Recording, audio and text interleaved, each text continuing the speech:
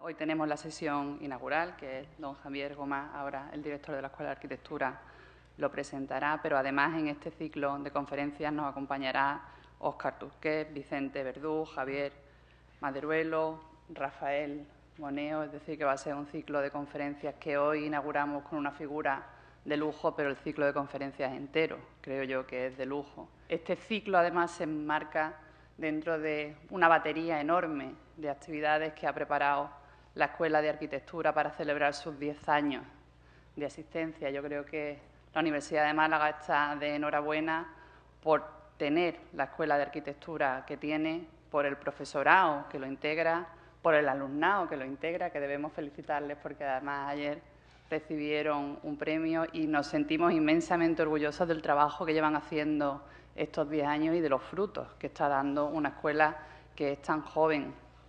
La cantidad de actos que han programado para la celebración de los 10 años es simplemente impactante, pero además dice mucho de la transversalidad que está inserta en el espíritu de esta escuela. Yo siempre que vengo a acompañarlos o a apoyarlos en algunos de los muchos actos que realizan, destaco lo mismo, pero a mí es que es lo que me parece que es una de las claves del futuro, que seamos cada vez más transversales, que la Escuela de Arquitectura demuestra que tiene una parte muy importante de espíritu humanista, es decir, que está formando una nueva generación que no solo van a ser excelentes técnicos, sino que también van a ser personas muy bien formadas en el ámbito del pensamiento, de la construcción del pensamiento, incluso de la literatura, porque como filóloga me han sorprendido muchas veces haciendo cosas maravillosas con textos literarios, relacionándolos, por ejemplo, con obras arquitectónicas, y me parece que dice mucho de la manera en la que entienden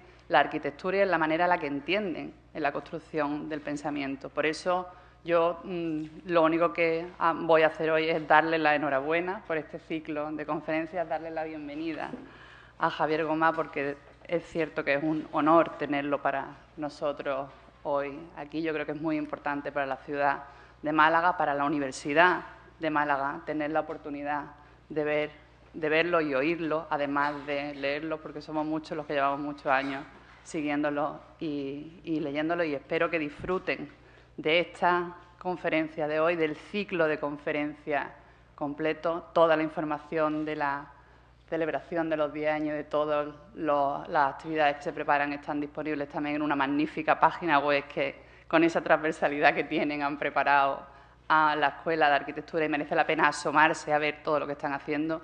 Y ahí, como vicerrectora de Extensión Universitaria, lo único que hago es intentar apoyarle en todas las actividades que realizan, porque de verdad que son actividades que están sacando la Universidad de Málaga a la ciudadanía y al resto de la Universidad de Málaga, no solo a la Escuela de Arquitectura, sino en comunicación con otras de las facultades que tenemos en la Universidad de Málaga. Así que, sin más, les doy la bienvenida, agradezco su presencia aquí y espero que disfruten, estoy segura de que van a disfrutar muchísimo de la charla de hoy y del resto de las conferencias que componen este seminario. Muchas gracias.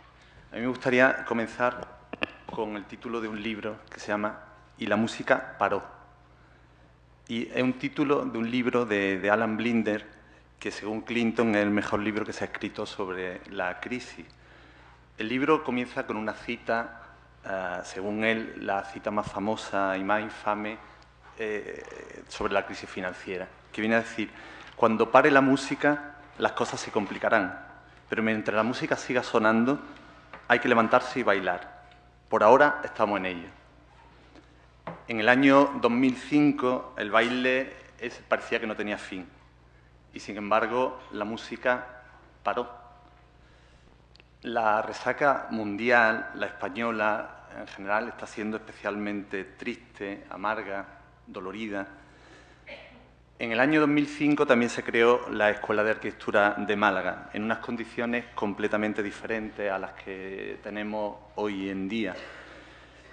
Unas condiciones las actuales en las que la profesión de arquitecto está especialmente castigada por la crisis. Son 10 años que han cambiado pues muchas cosas, se ha derrumbado muchas certezas, muchos paradigmas, y sin embargo la Escuela de Arquitectura de Málaga ha sido capaz de sobrevivir a 3 papas, a 2 reyes y a una crisis. Entonces, eso parecía necesario reflexionar sobre lo que ha ocurrido en estos 10 años de vértigo. Porque construir pensamiento es, evidentemente, tener una memoria del pasado, tener una mirada hacia el futuro, pero sobre todo vivir el presente. Vivir el presente con pragmatismo, con realismo y, sobre todo, apropiarse del presente que tenemos y cuidarlo. Eso es lo que motiva este ciclo de conferencias en el que una serie de intelectuales, de pensadores, de diferentes disciplinas van a aportar su pensamiento, su reflexión. Este ciclo de conferencias no es más que una cuenta en un rosario de actividades que hemos elaborado, como he dicho al principio, para que esta conmemoración de los 10 años sea una especie de relato, o sea, una narración. Todos estos actos no son más que una acción concreta y entusiasta para avanzar desde el actual deterioro económico, social, político, hacia la realidad que queremos. Porque cada una de estas actividades trabaja para una idea que creo que tenemos clara, que es que, como dice Javier Gomá, somos ejemplos rodeados de ejemplos. Entonces, todas esas actividades buscan profundizar en ese concepto. Porque para los arquitectos, para el desarrollo nuestro profesional, la praxis de otros arquitectos, su obra es fundamental, sobre todo hoy en día, que la ausencia de verificación, que la ausencia de un proyecto de ascendencia clasicista hace que no tengamos elementos de verificación de la forma. Entonces, para eso es necesario sumergirnos en determinados modelos, ejemplos, prototipos, reconocerlo entre la multitud de ejemplos que existen, conocerlos, conocer las leyes que enuncian y experimentarlos y transmitirlo, extender los principios de esos ejemplos a situaciones alternativas. Al final, en eso es lo que consiste la acción de un sujeto imitador o la acción imitativa. Es por eso que nos interesa conocer, y no es casual que la primera conferencia de todo este ciclo y de todas estas actividades de estos 10 años la imparta Javier Gomá. Javier Gomá, que también hace ya 10 años, 11, en el 2004, obtuvo el Premio Nacional de Ensayo con su primer libro, Imitación y Experiencia. Y evidentemente, durante estos 10 años ha desarrollado toda una tetralogía. Autor de una tetralogía en la que, como he dicho antes, el primer libro, Imitación y Experiencia, continúa con un segundo libro, que es Aquiles en el Gineceo, o Aprender a morir, a ser mortal, y un tercer libro, que es Ejemplaridad pública. Una trilogía que compone, que piensa y desarrolla sobre el concepto de la experiencia. Y, por último, se remata esa tetralogía con Necesario pero imposible, en el cual trabaja o habla sobre la esperanza. Javier Gomá es un filósofo y un literato que es coherente con su decidida voluntad de hacer una filosofía mundana, abierta a todo, como él dice, liberada de esa filosofía energúmena, ¿no? De esa filosofía oscura. Y por eso se interesa por temas como el sentido de la vida, el yo único, irrepetible, o la mortalidad, o aborda en su pensamiento temas como la inteligencia frente a la sabiduría, o tiene una actitud que pueden ser a contracorriente, como pueden ser el desdén por las novedades, o la noción tradicional de vida privada.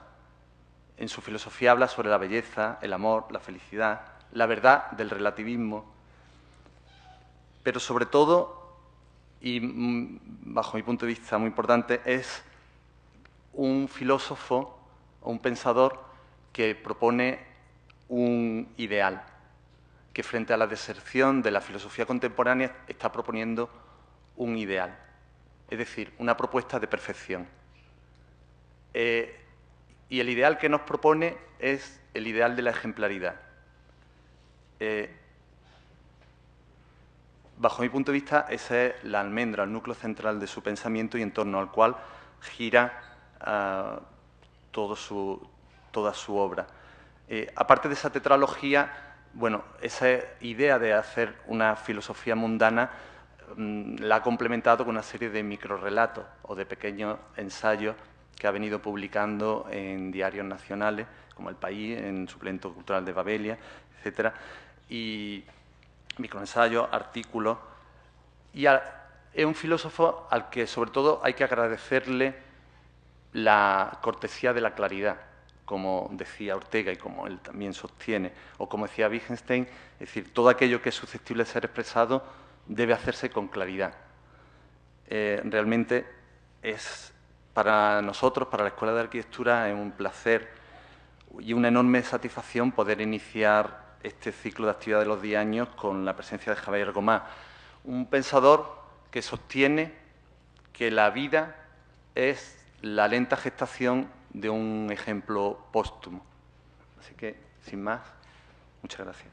Pienso que es bueno hacer un contrapunto y combinar las conferencias con la conversación, que ya puede tener un elemento más vivo, más dinámico, que además permite más integrar al público interesado, orientar la conversación, más que hacer una presentación general sobre la teoría de la imitación y la arquitectura, cosa que he hecho en otras ocasiones, pero me parecía que quizá era más propicio y más ameno hacer una conversación que será interrumpida a mitad más o menos por la proyección de un microensayo, porque cuando hace unos meses presenté la segunda de las recopilaciones de mis microensayos que iba publicando en el Suplemento Cultural del País, la primera se titula Todo a 1000, porque tiene 1000 palabras, esos microensayos. La segunda, Razón Portería, porque comparaba al filósofo con un portero que sabe dar razón, igual que el portero da razón de los pisos. Cuando en una ventana leéis Razón Portería, os acercáis normalmente al portero y preguntáis por las circunstancias de la casa, pues hacía la comparación con el que yendo por la calle quiere tener razón de su vida y el portero, en este caso el filósofo, si realmente lo es, debería ser capaz de suministrar algunas razones a la vida para que haga esta más significativa, más plena, más consciente y más digna de ser vivida. Pues en ese libro, Razón Portería, se incluyen 2 microensayos. Uno se llama Viejo Amor y el segundo se llama Evoe. Y cuando os digo, en marzo o abril, presentamos el libro,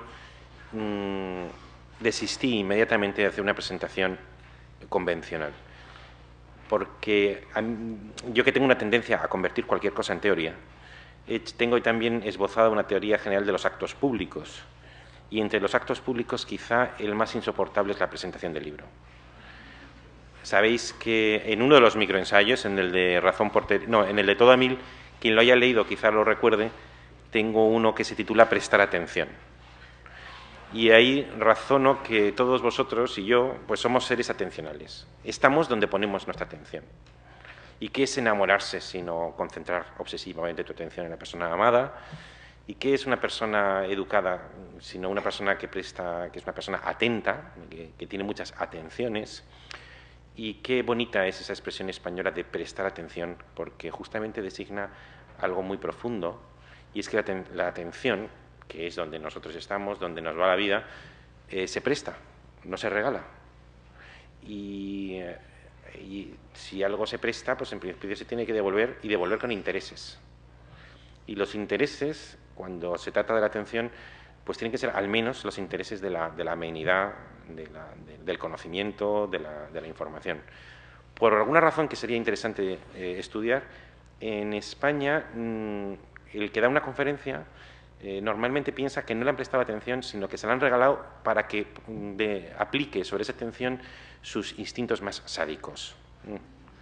Yo he dado muchas conferencias y dirijo una fundación que organiza al menos 2 o 3 conferencias a la semana, y los conferenciantes, sobre todo los españoles, se les pone de verdad una cara maliciosa cuando ven el salón lleno y dicen, bueno, ahora os vais a enterar.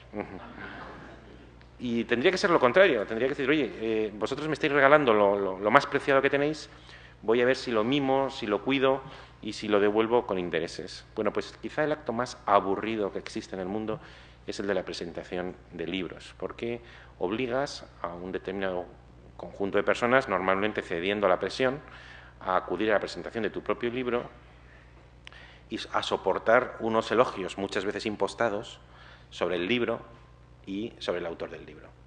Entonces, invitas a una persona a que escuche unos elogios mayúsculos sobre ti. Entonces, es un acto que normalmente presentas un libro y todo el mundo, pues precisamente este fin de semana, yo he hecho un fin de semana largo y presentas un libro y la gente no está en Madrid. Porque es verdad, es que verdaderamente es muy, muy aburrido. Y consciente de ello, convertimos la presentación del libro de Razón por Tiria en un acto distinto. Y entonces invité a José Luis Gómez, ese maravilloso actor, para mí una de las personas que han llevado su arte más a la perfección que yo conozco. Y entiendo en este caso, por arte, el arte de la palabra dicha. Y me gusta la palabra dicha porque significa, por una la palabra que se dice, pero también una palabra dichosa. La palabra hablada que te hace feliz. Y entonces le pedí a José Luis que leyera 2 microensayos oralmente a propósito del libro. Dijimos que no era una presentación, que era una jam session, como en jazz. Había unos esquemas así más o menos establecidos y el resto tenía que transcurrir por donde el Dios de los actos colectivos nos llevara y nos inspirase. Y así fue. Y él leyó estos 2 microensayos, uno a medias y otro al final, como le he dicho a Santiago que quizá podemos hacer, y fueron 2 lecturas para mí emocionantes, en el que se corroboró algo sobre lo que vengo razonando hace mucho tiempo. Y ya en Ejemplaridad Pública hay un capítulo dedicado al arte, sobre el arte público, y reivindico la importancia de la oralidad.